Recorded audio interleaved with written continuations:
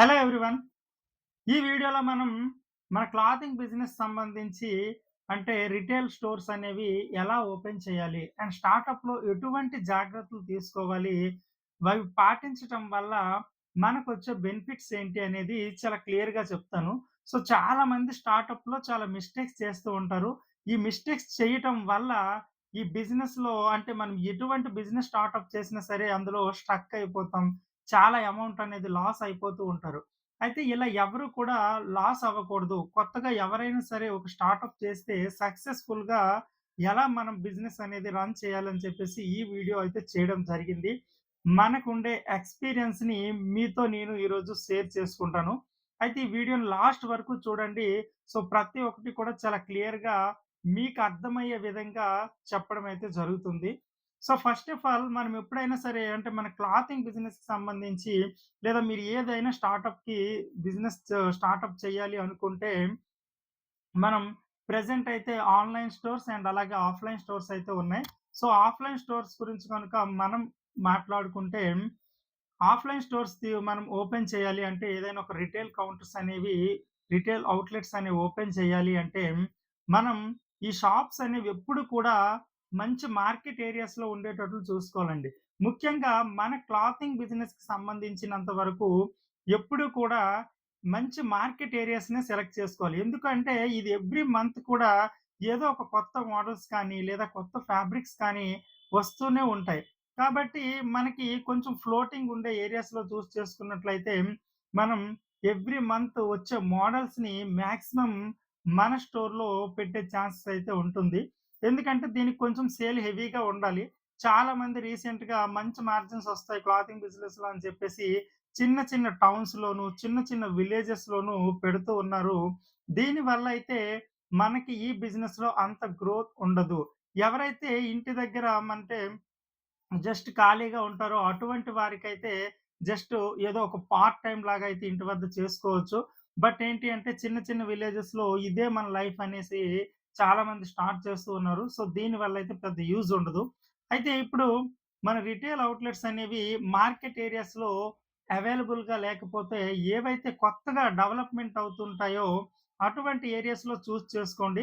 So, దీనివల్ల మనకి మంచి బెనిఫిట్స్ ఉంటాయి. అండ్ అలాగే రెంట్స్ కూడా రీజనబుల్‌గా ఉండేటట్లు చూసుకోండి. చాలామంది మన క్లాతింగ్ బిజినెస్‌కొచ్చేటప్పటికి ఏంటంటే, దీంట్లో 50-60% మార్జిన్స్ అనేవి ఉన్నాయని చెప్పేసి రెంట్స్ 30,000, 40,000 అయినా సరే అగ్రీమెంట్ చేసేస్తూ ఉన్నారు. సో, దీనివల్ల మనకొచ్చే ఇన్‌కమ్ మొత్తం ఈ రెంట్ రూపంలోనే వెళ్ళిపోతుంది. మీరు ఎటువంటి బిజినెస్ అయినా పెట్టండి. సో, స్టార్టప్‌లోనే అంత హెవీగా గ్రోత్ అనేది ఉండదండి. ఎందుకంటే మన బిజినెస్ సక్సెస్ అయ్యే టైంకి చాలా టైం పడుతుంది. చాలామంది ఏంటంటే ఎటువంటి నాలెడ్జ్ లేకుండా ఎటువంటి మినిమమ్ బేసిక్ నాలెడ్జ్ కూడా లేకుండా స్టార్టప్ చేస్తూ ఉన్నారు. సో, దీనివల్ల ఏంటి అంటే మనకి ఫ్యాబ్రిక్స్ కానివ్వండి, సో, మోడల్స్ అండ్ అలాగే అందులో ఉండే ప్రైజెస్ ఇవన్నీ తెలిసినప్పటికీ 1 ½ ఇయర్ మాక్సిమం 2-3 ఇయర్స్ అయితే పడుతుంది. సో, అది కూడా చాలా తక్కువే. బట్ 2-3 ఇయర్స్ అయితే మినిమమ్ పడుతుంది. సో, ఈ టైం పట్టినప్పటికీ మనం మన షాప్ రన్ చేయాలి అంటే ఈ రెంట్స్ కానివ్వండి, సో, ప్రతి ఒక్కటి కొంచెం రీజనబుల్‌గా ఉండేటట్లు చూసుకోండి. ఎందుకంటే మన దగ్గర తక్కువ బడ్జెట్‌తో ఇన్వెస్ట్‌మెంట్ అనేది స్టార్టప్ చేస్తాం. సో, ఈ స్టార్టప్ చేసినప్పుడు మనం రెంట్స్ అనేవి హెవీగా పే చేయటం వల్ల మనకొచ్చే ఇన్‌కమ్ కంటే ఈ రెంట్స్ రూపంలోనే మొత్తం వెళ్ళిపోతుంది. కాబట్టి రెంట్స్ అనేవి కన్వీనియంట్‌గా ఉండేటట్లు చూసుకోండి. అండ్ సెకండ్ పాయింట్ ఏంటి అంటే ఇంటీరియర్స్ అండి. ఇంటీరియర్ ఎప్పుడూ కూడా మీరు అంటే మన బడ్జెట్‌లో 10-15% మాత్రమే ఇన్వెస్ట్‌మెంట్ చేయండి. ఎందుకంటే ఫర్దర్‌గా మనం షాప్ షిఫ్ట్ చేయాలన్నా సరే, లేదా ఈ బిజినెస్ మనకి అనుకున్నంత గ్రోత్ లేదు.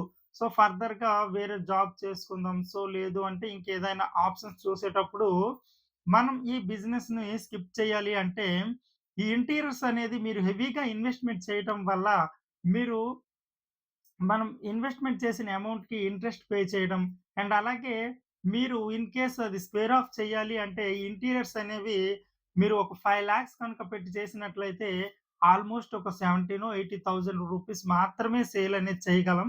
సో, మిగిలినదంతా కూడా జీరో అయిపోతుంది. కాబట్టి ఇంటీరియర్‌కైతే స్టార్టప్‌లో ఎవ్వరు కూడా హెవీగా చేయకండి. సో, మనకి ఎంత రిక్వైర్‌మెంట్ మినిమమ్ మన క్లాతింగ్ స్టోర్స్ అనుకోండి. ఖచ్చితంగా లైటింగ్స్ అనేది కావాలి. సో, ఈ లైటింగు అండ్ అలాగే నీట్‌గా పెయింటింగ్ చేపించుకుంటే, సో, మిగిలిన కౌంటర్స్ ఇవన్నీ రెడీమేడ్‌లో మీరు చేసుకున్నట్లయితే చాలా తక్కువ బడ్జెట్‌లోనే సెట్ చేసుకోవచ్చు. సో, ఇదంతా కూడా మీకు ఇంకో నెక్స్ట్ వీడియోలో చేస్తాను. సో, అలాగే థర్డ్ పాయింట్ ఏంటి అంటే పర్చేస్ అండి. సో, ఈ పర్చేస్ అనేది మన బిజినెస్‌కి చాలా అంటే చాలా కీ రోల్ ప్లే చేస్తుంది. ఇదెప్పుడు కూడా మన పర్చేస్ అనేది మనం ఒక మినిమమ్ 5,00,000 బడ్జెట్ పెట్టుకుంటే, స్టార్టప్‌లో మనం 50% అమౌంట్ మాత్రమే ఇన్వెస్ట్‌మెంట్ చేయాలి. సో, అలా కాదని చాలామంది ఏంటి అంటే 5,00,000 బడ్జెట్ పెట్టుకుంటాం. సో, మనం పర్చేస్ వచ్చినప్పటికి 10,00,000-15,00,000 వరకు మన షాప్ ఓపెనింగ్ టైమ్‌లోనే చేసేస్తూ ఉంటారు. సో, దీనివల్ల ఏమవుతుంది అంటే, మనకి ఎటువంటి నాలెడ్జ్ లేకుండా మనం పర్చేస్ అయితే చేస్తాం. సో, కస్టమర్స్ మన షాప్‌ని విజిట్ చేసినప్పుడు, సో, వాళ్ళు కొన్ని మోడల్స్ పర్టిక్యులర్‌గా అడగడం అనేది జరుగుతుంది. సో, ఈ క్లాతింగ్ ఇండస్ట్రీలో చాలా అంటే చాలా వెరైటీస్ ఉంటాయి. చాలా ఫ్యాబ్రిక్స్ ఉంటాయి. చాలా మోడల్స్ ఉంటాయి. దీనివల్ల మన ఏరియాలో ఏది ఎక్కువగా రన్ అవుతుందో, అది మనం కస్టమర్స్ విజిట్ చేసిన తర్వాత వాళ్ళ రిక్వైర్మెంట్ ఏంటి అనేది మనం చాలా క్లారిటీగా తెలుసుకొని, సో, నెక్స్ట్ ఏంటి అంటే రిమైనింగ్ అమౌంట్‌లో మనం స్టెప్ బై స్టెప్ ఇన్వెస్ట్‌మెంట్ చేయడం ద్వారా మన బిజినెస్ అనేది చాలా ఫాస్ట్‌గా గ్రో అయ్యే ఛాన్సెస్ అనేది ఉంటుంది. కాబట్టి మీ ఎవ్వరు కూడా స్టార్టప్‌లోనే అంటే చాలామంది ఏంటి అంటే స్టార్టప్ అంటే మనం షాప్ ఓపెనింగ్ రోజు మనం ఎక్కువ మోడల్స్ కస్టమర్‌కి చూపించడం వల్ల సో, కస్టమర్స్ అనేవారు చాలా ఫాస్ట్‌గా పెరుగుతారు. అండ్ అలాగే మన షాప్ డెవలప్‌మెంట్ అనేది చాలా స్పీడ్‌గా ఉంటుందని చెప్పేసి థింక్ చేస్తూ ఉంటాం. బట్ ఇక్కడ ఏంటి అంటే మనకి ఎటువంటి నాలెడ్జ్ లేకపోవడం వల్ల మన స్టార్టప్ పర్చేస్‌లో చాలా అంటే చాలా మిస్టేక్స్ అనేవి జరుగుతాయి. సో, ఇది తెలిసినప్పటికీ మనకి ఆల్‌మోస్ట్ 2 నుంచి అంటే ఒక 2-3 ఇయర్స్ అయితే టైం పడుతుంది. కాబట్టి స్టార్టప్‌లో ఎవ్వరు కూడా ఈ మిస్టేక్స్ అయితే చేయకండి. సో, స్టార్టప్ అనేది మనం తక్కువ బడ్జెట్‌తో స్టార్ట్ చేయడం వల్ల చాలా స్పీడ్‌గా గ్రోత్ అయ్యే ఛాన్సెస్ అయితే ఎక్కువగా ఉంటాయి. అండ్ అలాగే ఈ పర్చేస్ కోసం నేను కంప్లీట్‌గా ఒక 2, 3 వీడియోస్ అయితే చేయడం జరుగుతుంది. ఇది చాలా పెద్ద టాపిక్ అండి. మనం ఏ బిజినెస్‌కైనా పర్చేస్ అనేది చాలా చాలా ఇంపార్టెంట్. ముఖ్యంగా క్లాతింగ్ బిజినెస్‌కైతే మస్ట్ అండ్ షుడ్ మనం పర్చేస్ వల్లే లాస్ అనేది అవుతూ ఉంటాం. సో, దీనికోసం మీకు కంప్లీట్‌గా ఇంకొక వీడియో అయితే చేస్తాను.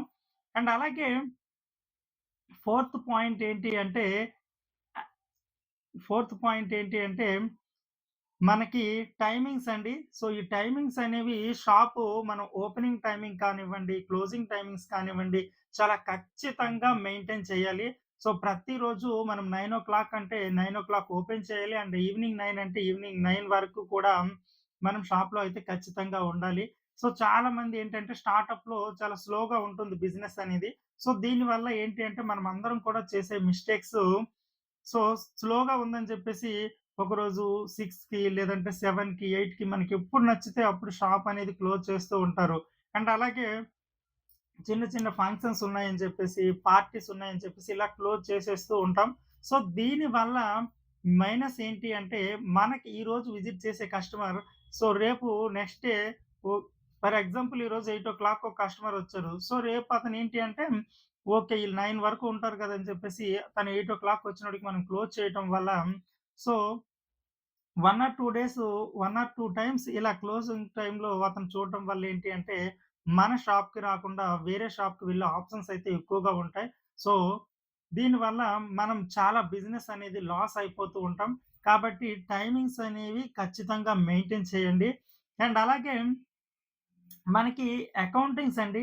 ప్రతి ఒక్కరము చేసేదేంటి అంటే, మన షాప్ అనేది స్టార్టప్‌లో అసలు ఎంత పర్చేస్ చేశామో ఖచ్చితంగా మీరు నోట్ చేసుకోవాలండి. ప్రతీది కూడా మీరు ఒక నోట్స్ తీసుకొని అంటే ప్రతీది కూడా నోట్ చేసుకోవాలి. అంటే మన పర్చేస్ ఎంతయింది? అండ్ అలాగే ఎవ్రీ డే సేల్ కూడా మీరు నోట్ చేయాలి. అండ్ మనకు మంత్లీ అయ్యే ఎక్స్‌పెన్సెస్ ఎంత కూడా మనం చాలా క్లియర్‌గా రాసుకోవాలి. సో, దీనివల్ల మనకొచ్చే బెనిఫిట్ ఏంటి అంటే, మనకి ఈ పర్చేస్ కానివ్వండి, ఎవ్రీడే సేల్స్ కానివ్వండి, అలాగే ఎవ్రీ మంత్ ఎక్స్‌పెన్సెస్ మన మొత్తం మంత్లీ సేల్స్ ఎంతయింది, మనకొచ్చిన ప్రాఫిట్ ఎంత, ఈ 2 కాలిక్యులేట్ చేస్తే మనం ఎక్స్‌పెన్సెస్ ఎంతుందో మన ప్రాఫిట్ నుంచి మైనస్ చేయటం వల్ల మనకొచ్చే ప్రాఫిట్ అంటే మనకి ప్రాఫిటొచ్చిందా? లాసొచ్చిందా? అనేది చాలా క్లియర్‌గా చెక్ చేసుకోవచ్చు. దీనివల్ల ఇన్ కేస్ మనకి లాసొస్తే అసలెంత అమౌంట్ అనేది లాసొస్తుంది? అసలు కస్టమర్స్ అనేవారికి ఏది రిక్వైర్‌మెంట్ ఉంది? అసలెందుకు లాసొచ్చింది? పర్టిక్యులర్‌గా మనం నోట్ చేసుకుంటే ఖచ్చితంగా మీ బిజినెస్ అనేది సక్సెస్ అవుతుంది.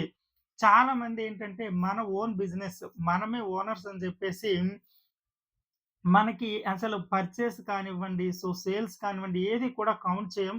నచ్చినట్లు పర్చేస్ చేస్తూ ఉంటాం. అండ్ అలాగే ఎంత సేల్ అయిందో కూడా ఒక కాలిక్యులేషన్ ఉండదు. ఎక్స్‌పెన్సెస్ కూడా కాలిక్యులేషన్ చెయ్యం. నచ్చినంత అమౌంట్ అనేది తీసుకొని ఎక్స్‌పెన్స్ అనేది చేస్తూ ఉంటాం. దీనివల్ల మన బిజినెస్ అనేది చాలా అంటే చాలా స్పీడ్‌గా లాసెస్‌లోకి వెళ్ళిపోతుంది. కాబట్టి ప్రతి ఒక్కటి అంటే మనకి లాసొచ్చినా, ప్రాఫిటొచ్చినా ప్రతి ఒక్కటి చాలా అంటే చాలా క్లియర్‌గా మెయింటైన్ చేయాలి.